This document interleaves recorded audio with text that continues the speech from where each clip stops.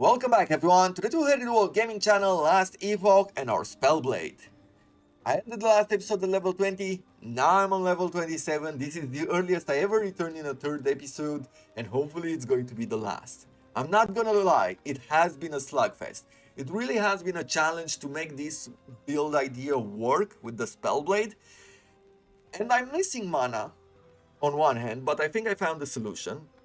And the second thing, and the biggest problem, I am missing damage. I believe I have a solution, but what this build needs is definitely constant investment. Investment in the passive skill tree, probably a good focus on the active skill tree, and probably a bit of forging. That's why I returned so early.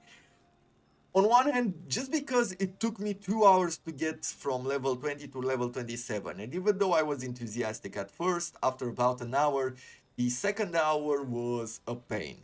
And so I really felt like I needed to do something. And since I was very enthusiastic in the first episodes, I didn't want you to go through this, try it out, and then find this middle portion, if it gets better, find this middle portion where you're just dying besides the build, right? We're gonna try to fix it together and we're gonna see if we can make something happen with the cold ability, right? We have to make this very clear that what I am doing here is that I'm playing a mage and spellblade with cold damage. So there's a lot of freezing and there's a lot of chills being applied. However, the downside of this, of course, has to be lower damage levels than something like Flame, because we're freezing enemies into place and we're slowing them down so they can't really touch us, right? So with this in mind, I'm guessing that this is sort of a balance issue, but at the same time, it didn't feel fun. So let's try to fix this. Let's see what we can do. And we're going here into the passives first, and we're gonna try to see what we can change around. I removed the 3 points from Mage Flurry here, reducing our attack speed and removing that 9% cooldown recovery for Snap Freeze. Haven't been using it that much, I didn't feel like this is adding anything to the build, so I just removed it in order to throw in something better, and I went with Rune of Winter, just increasing that freeze rate multiplier to 80% from 20%. With the rest of the points, let's take a look around here. Chill chance for cold melee attacks 10% per point. I think we can invest one there, but I believe I'd rather get some flat cold damage just to increase a bit more what we're doing. Then we can go with Frozen Steel. Your melee attacks deal additional cold damage and you have higher chance to freeze enemies, 20% per point. I would really like that. We have Arcane Shielding. You gain Arcane Shield for 4 seconds when you use a melee attack and hit at least one enemy. Arcane Shield is a buff that reduces damage taken and generates ward, but does not stack. So we're reducing our damage taken by 2%. We're getting 4 ward per second. And Arcane Shield on melee hit plus 1, but does not scale. You know what? We can throw a point there. Warden Echo. When you gain ward from Arcane Warden, when you have a chance to create an elemental burst damaging enemies around you. The elemental of the burst matches the element of the melee attack you used. You know what? We definitely need that, but we will need to invest 4 points into this ward gain. And I believe that this is good. I mean, we really need to invest in extra damage, and whatever we can do in this direction is very necessary. Then we're gonna go with more freezing probably. There's some extra stuff here, but we'll take a look here in a second. We've unlocked an enchant weapon. Active, enchant your weapon with elemental power. Your melee attacks deal 50% more elemental damage for 5 seconds. Passive, your melee attacks deal 15% more elemental damage. And that has a mana cost of 20 to activate, but it also does more damage passively. So maybe this is the missing key of what I've been running with lately. Snap Freeze, I haven't been using it that often anymore, so I'm just gonna throw in Enchant Weapon. This is going to increase our damage and I'm super happy for that. As far as mana generation goes, what I've done is that I went with Mana Strike. You know I've invested in this or specialized in this last time. I went in this direction first, so I went to the right, picked up Swift Sap, picked up some increased area of effect, gained this Mana Drain or fully invested in Mana Drain, getting 80% more mana. I also gained Reclamation here, or picked Reclamation here. Mana Strikes grant more mana on hit while you are out of mana. Just felt like one of those things that when I run out of mana, it's going to give me a lot more very quickly. So getting in the positive means that we can do more normal attacks. So that is very good. That's why I picked this one. And then I went to the left to Mana Strike, grant you more mana if it hits an enemy. This is what we're investing in. Overall, you'll see. I am running out of mana all the time, but I'm quickly regenerating it to get back to freezing attacks, and that's awesome. Over here on Shattered Strike, I went up here to Frostbitten. Shattered Strike has a chance to inflict enemies with Frostbite. I also increased the rate at which we freeze enemies, and this is only to prepare for Frozen Shrapnel. Shattered Strike fires ice spikes from the edge of its area of effect, and I'm going to invest 1 point there. We'll see what we do next. What I'm thinking that I'll do next is actually go here to kill Threshold against frozen enemies, and this one as well. The reason why I'm doing that is that personally, right now, I feel that the main focus should be on Elemental Nova, for example, or you can replace it with something else. Rather than Elemental Nova, you can go with Snap Freeze, which ensures that enemies are frozen. You can even go with Glaciers and try to make them freeze as well. Either way, I feel like what you want to do is freeze enemies up, make sure that they're frozen, and then quickly kill them with Shatter Strike. I believe that that is what you need to do.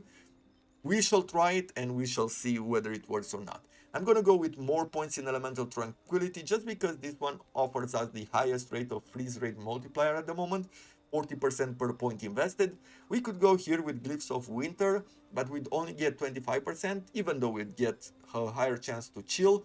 I really feel like going with more freeze rate multiplier with this is better, just because of the cheaper mana. And let's just see it in action. With everything that I've invested, actually no. Let's also do something else. No, we'll upgrade the scepter afterwards. For now, let's just go and see how this feels at the moment. I am hoping that it is better.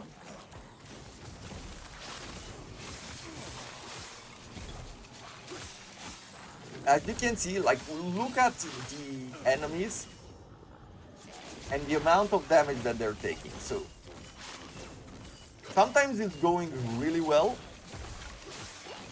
but most of the time is this. It's very slow, right? I'm not dying. On one hand, I'm not dying at all. I'm doing really well. I guess this one is immune to stun and freeze, and maybe that is really its thing, right? That's why it's impressive.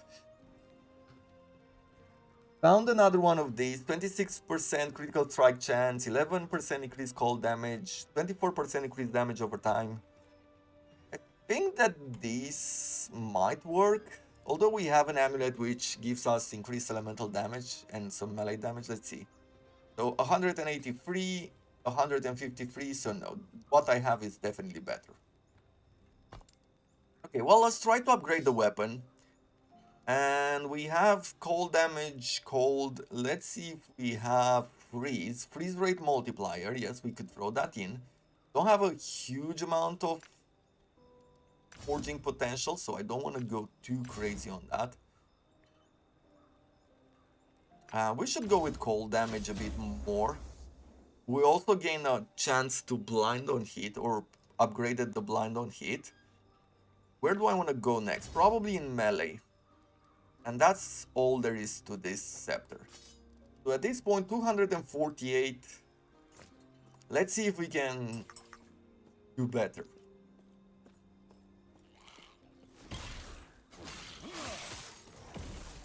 Overall, you can see I put on the R key the Shatter Strike. That's because it doesn't really need a target. Mana Strike needs a bit more targeting just because the range is so small. Right, so it's a bit more finicky. That's how I died last time in the last episode. I looked back and I was moving towards the target while I was trying to do the mana strike, and that's when I decided I'm a bit more accurate when it comes to the mouse, right, and doing the right click rather than what I'm doing with the keys. Over here, these enemies definitely tougher. As you can see, this is not exactly the perfect experience. It's a slower build overall. Gonna try to get the quest here and just see how it acts, how we can go forward. One of the big advantages is that we're sitting on pretty good wards even passively. As you can see, a lot of enemies get frozen, and when we're doing the shatter strikes, many times they just quickly die. I feel like that is why I need to increase that freeze multiplier, and maybe I should have done it a lot earlier. And then just to return to damage, to shattering strike, reducing that kill threshold, or increasing the kill threshold to instantly kill enemies which are frozen. That's what I'm thinking. There's quite a few ways to go about this. Maybe the Nova wasn't the best idea. However, I feel like it's the most defensive idea. But either way, if you've seen, mana has not become a problem anymore. I mean, if I do this a few times, right, and I'm now in the negatives, let me go a bit more into the negatives. Whenever I'm doing a few hits, I'm already on the positive, on 30. Look at that, full mana, I'm done. So this is working well. Having the mana strike as an attack and fully invest in mana generation is the way to go. For sure. Maybe one other thing, rather than going with the Nova, maybe another solution would be for you to go with Glacier. Fully upgrade that one. That also can have a lot of damage and do a lot of cold damage as well with some Vortex. It has a lot of modifiers. So you might want to go that way.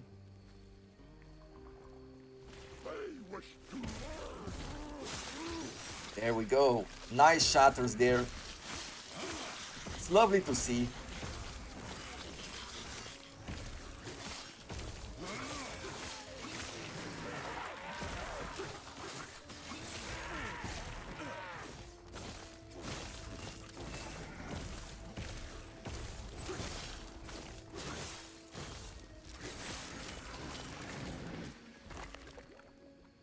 +1 spell damage, some increased elemental, some health on kill. No, nothing great.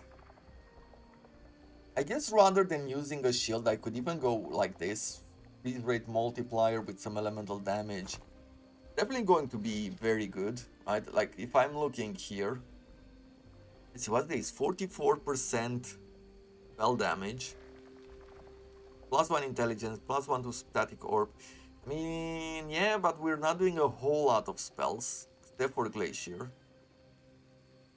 If I throw this in, that would be 40 more damage. However, we're going from 21 block chance with a 33% damage reduction to 1% block chance, and I feel like that would be very dangerous for us.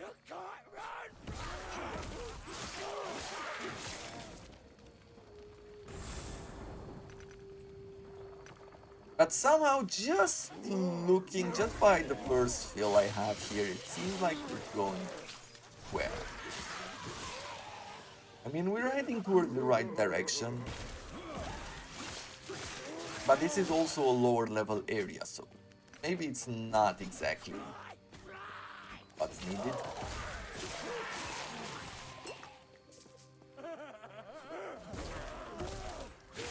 Nice. The shatter looks really good, which is fun. This was the fun part. So the first, while I was enthusiastic and everything with the first investments we've done, this is actually looking cool. There's definitely something there. Maybe I'm missing a few uniques. You know, something which gives us more freeze multiplier, something which is a bit more focused around the Spellblade and what I'm doing now. Maybe that is actually the big thing. But I really wanted to show you this. Just because, I mean, compared to what we've done yesterday with the Sorcerer, this is definitely not in the same ballpark. Yesterday's experience, I think I've made it in 1 hour to level 30, what was it, 35 I started the episode, almost 36.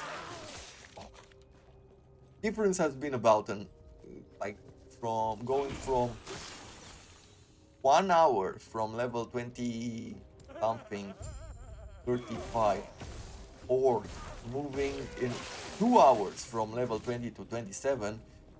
You can imagine that frustration can build up.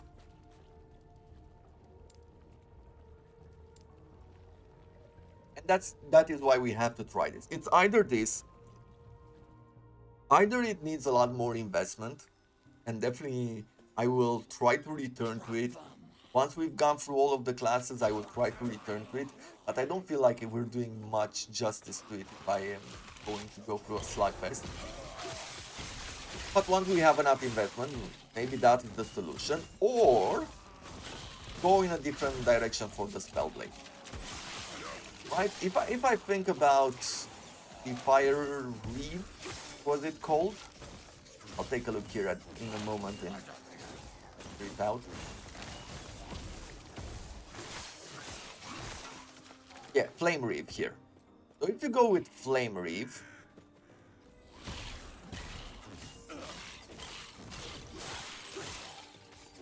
then maybe that would have been much better. I have that unique ring which provides it with even more damage, and getting a 50-60% increased damage on one equipment for one skill can definitely change your life, at least for the early game. And maybe this would be better, right? Firebrand, maybe even Surge, but who knows? We're gonna try in the future. Maybe you are trying it. If you've tried another Spellblade, leave an idea down in the comments below, because I would be interested to know about it. I think for now I'm going to go with... Are we using 4 skills or up to 4 skills to get 100%? Or can we get more than 50% on kill threshold? This one says that it gets up to 4. I'm using Elemental Nova. Sometimes I'm using Enchant Weapon, but I'm not used to it yet. And we're using the Mana Strike and we're using Shatter Strike. I don't know if Shatter Strike is added to this, but it's definitely working. So I'm gonna throw the point here, then we're gonna go back to this. At the end of the day, if I activate Enchant Weapon, we're going from 591 to 710.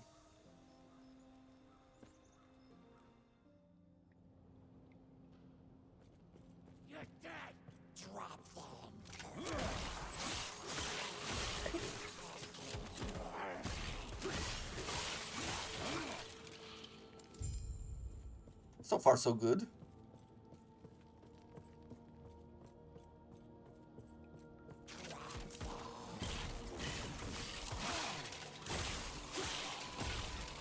At least we're going in the right direction. That's something that I can easily say. And I guess I could run out with the Shatter Strike a bit more often than I've done so far. Since mana is not that much of a problem anymore,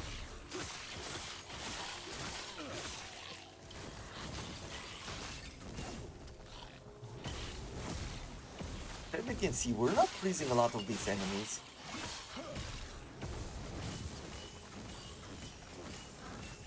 Although this one is immune to stun enemies, that is the problem there. I stun avoidance, okay. Maybe I should take one of these. I could go from 248 damage to 238. Okay, so it's not actually improving our chances. But I guess we also have a lot of modifiers. You will fully modify that weapon, but the difference is not that crazy. It's not a solution. Maybe the solution is craft a brand new mace from scratch and get all that. Elemental buff and instant cast. This one is a spell and we want the spell damage. This one is a spell. These ones are not. Maybe the other idea would be to scale up on intelligence. Right? Over here, I could have gone with extra intelligence rather than this. The 24 mana is not helping. The 96 health is helping, but the 24 mana is not helping anymore.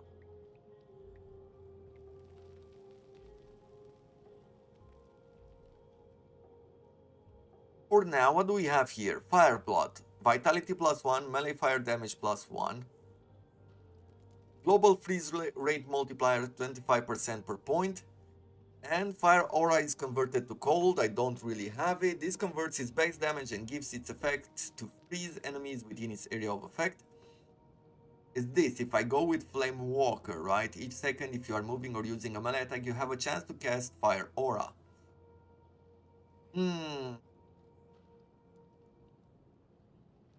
Okay. Maybe I'm gonna bite with this one. We're gonna waste a bit of time here by going with fire, right? It's not very impressive, it's not gonna be super crazy damage, but once we're moving into the cold aura and give us a chance to pretty much freeze enemies while we're attacking, right? Because we can see the fire at our feet.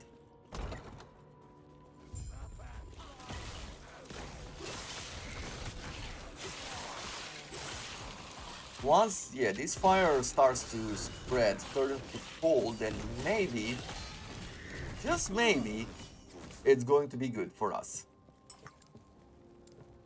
Okay, we've cleared that up. Let's get a passive skill point. I think from this quest we get a passive skill point, which will allow us to turn Fire Aura into cold. And that will give us another opportunity, yeah, like this, another opportunity to go with and freeze enemies and thus shattering them in place. Okay, I feel like we're finally finding solution. I think like this is what I needed. I needed to spend points, but the point of this series is to not go too deep in between the episodes, mostly farm, so that we can have the first-hand experience whenever we're getting back. But I guess for this idea, for this build, this is something which it needed. It needed this episode right now in order to spend all of these points and give it power. And sometimes maybe that's the case. Maybe that's what it needs. And I feel like that is totally fine. If the conclusion of a build is that it needs constant investment in order to keep up, then that is fine.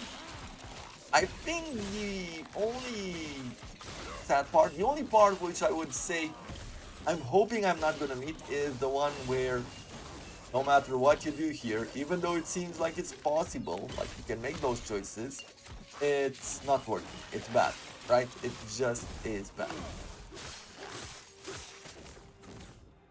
I don't want to have that in full experience sort of way. I wanted the potential to be there, even though it's not the best. I want to see that if the developers have worked on something, at least it's going to be viable. And there was a survey very recently, like 2 days ago I think it came out, that the developers have put out and asked whether you want or you would like to have nerfs to different builds. For example, if there is a build which is overpowered, feels overpowered, would you like it, would you be okay, or would you like to have it nerfed during the same league, during the same season? At which I said no. I mean, there were different situations in which this happened, this overpowered happened. If it was because of a bug, and it was not an intended effect, it was not in the patch note, it was nothing like that, I said that I am okay with the nerf. I feel like it's okay to fix bugs and exploits and things like that. If a build is overpowered just because it is overpowered by the patch notes and everything else, someone found a really good solution, then I don't want that to be nerfed. Ah, look at this. Look at the health of the enemy. As we're doing the enchanted weapons here with the Shatter Strike, it's finally coming together and doing a lot of damage. Okay, now I'm starting to be happy. And getting back to what I was saying, if someone finds a good recipe and maybe many other people want to replicate that and have fun with it, I don't want it to be nerfed during the league. I don't feel like that is fun. I heard this idea for the very first time on Half of Exile, and I agreed with it, and that's where it came from. And that's why it says where they don't move the player's efforts from obtaining a certain power, right, or a certain build during the league. Because someone discovered it, they made a video about it, they put it out there, and someone saw it, said, hey, I want to play that build. And they take some time, they put it all together right there, they look for the items they need in the market, and that's, of course, if it's popular, it will have like this huge spike in price. And you take, they're trying really hard to put that together, and you're taking it away from them. I don't like that. I don't feel like that is good for anyone. Even though it's overpowered, you don't have to play it. If we're talking about contests, maybe, but it depends. If you're in a contest, once again, what is a bug and what isn't a bug, right? If it is a bug, fix it. If it's not a bug, don't fix it. Someone thought about it, maybe many people thought about it, or they copied it. If there is a contest, then may the one with the best skills and the quickest win in that situation. But if you want to give your answer to that survey, look it up online, and I'm sure you will find it. If you have the game, you play it on Steam, or you follow the developers, you will see the announcement about the survey. I would say don't answer the survey if you've never played the game. Or actually, no. If I think better about it, this is one of those questions which actually makes sense, even if you come later on in timeline, right? Buy it at a later date, that is still fine. You can still decide the way you do things. I was too quick to say don't answer it if you don't play the game. In my mind, the first idea I had was like what you usually get for surveys. How does this skill feel? How does that build feel? Of course, if you have no experience with it, no point in answering. I've gotten used to way too many of those surveys. But for this one, it should be fine.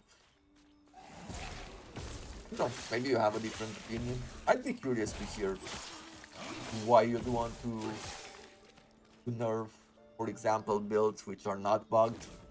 Or maybe why you don't want bugs to be fixed for different builds which are overpowered.